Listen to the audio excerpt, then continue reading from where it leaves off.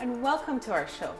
So today we're going to be talking to you about the famous topic of calories in and calories out. So a lot of times we're trying to lose weight and we're not really sure how to do it. And then we go back to the basic method of reducing your calories in, increasing your calories out to actually start losing weight. Now we're going to talk about this topic and then we're going to go into detail of other ways you can lose weight without really counting calories, because counting calories can be quite difficult sometimes. You need to use things to help you because not all of us have our calories memorized, and quite honestly, even as dietitians, we don't have the calories for all the foods memorized, and we tend to lean on things like applications and books to help us, and that's not really something we can really adapt to our everyday lifestyle.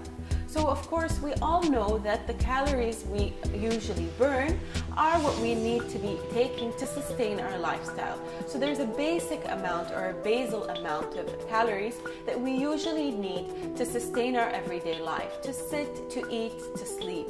And of course this number of calories actually increases to a certain point of time when we're young and we're teenagers, and then we suddenly find it decreasing or plummeting as our metabolism decreases.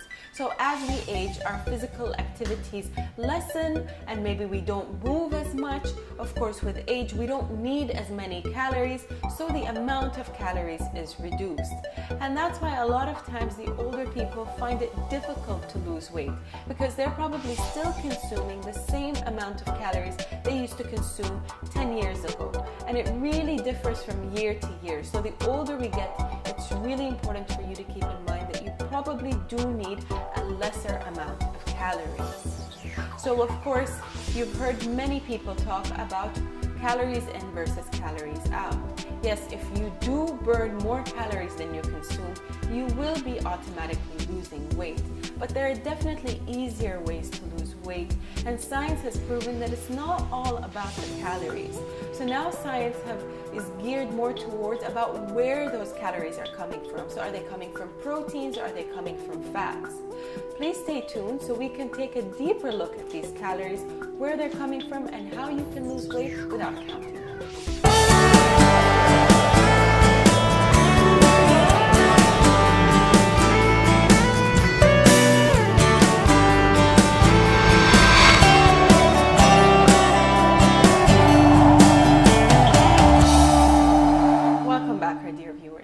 So let's take a look at where calories really come from.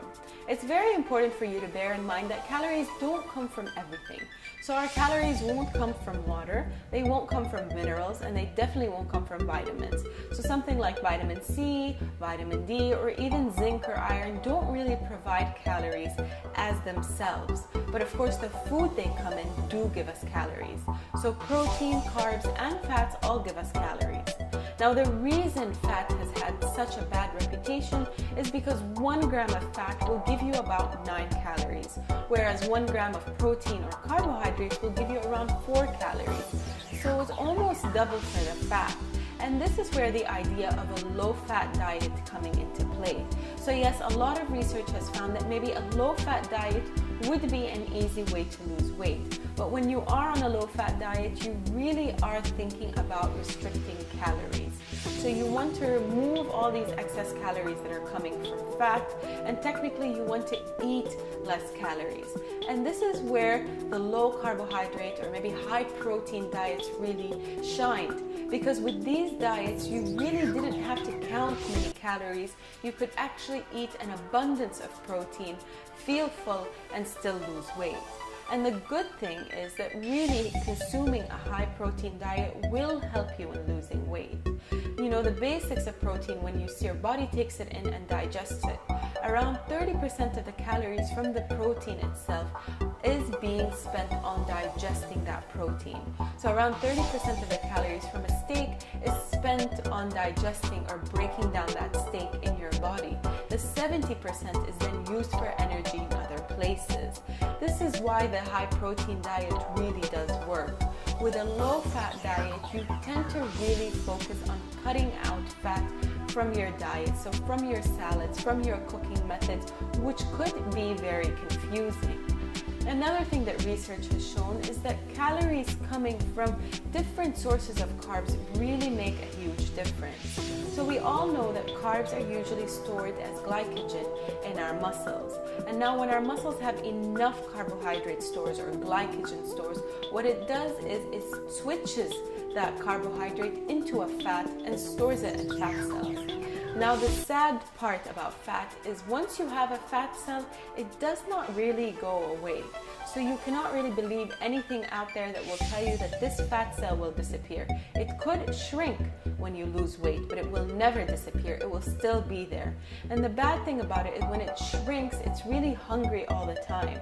So it will always be on the lookout and gaining more calories to plump itself up. And this is why sometimes losing weight really fast can cause a very fast rebound of weight gain, because those fat cells are just really hungry and they will take in any extra calorie, whether it's from protein, fat, or carbs, and store it in their cells.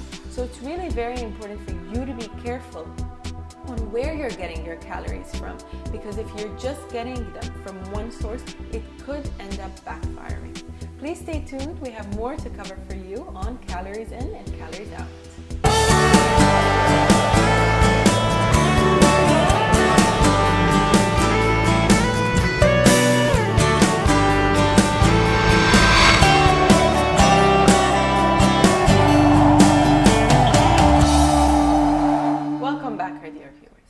So like we said, where you're getting your calories from is really very important. It's actually more important than how many calories you're getting. Now, if you are someone that prefers to just calorie count, there are definitely many applications out there, MyFitnessPal or Fat Secret being one of the most popular ones that could actually give you accurate numbers of calories. Of course, if you are someone that likes to eat out a lot and really doesn't control where their next meal is coming from or where their next source of food is coming from, then maybe sticking to something like a high protein diet will be best. This way you can just focus on limiting your carbohydrate intake, and of course I don't recommend limiting it to 0 per day. So try to take in some carbohydrates. And just as a reminder, carbohydrates don't only come from bread and rice. You can actually get them from fruits, you can get them from beans or pulses and lentils that actually contain a combination of protein and carbohydrates. And you can also get some minimal amount from vegetables. So there are always very healthy sources of carbohydrates that you can take into your diet besides the standard rice and bread and pasta ones. Of course, following a high protein diet, like we said, is just so much easier because you are not counting calories and you can eat until you're full. Now, if you are counting calories, unfortunately, you will have to tremendously limit your portion. And with this, things like small Tupperwares or small dishes can help you limit your portions. Again, cutting out fat is probably the easiest way to limit calories because they do contain about 9 calories per gram. So 1 tablespoon of olive oil will contain around 120 calories. So you can imagine how many calories you'll be slashing by limiting fats. You'd have to probably have your food something like pan fried or boiled or even like slightly seared. The fat sprays, so you have a lot of sprays or oils that come in a spray form. These are easy to use because again they limit the amounts of fat you're using in cooking.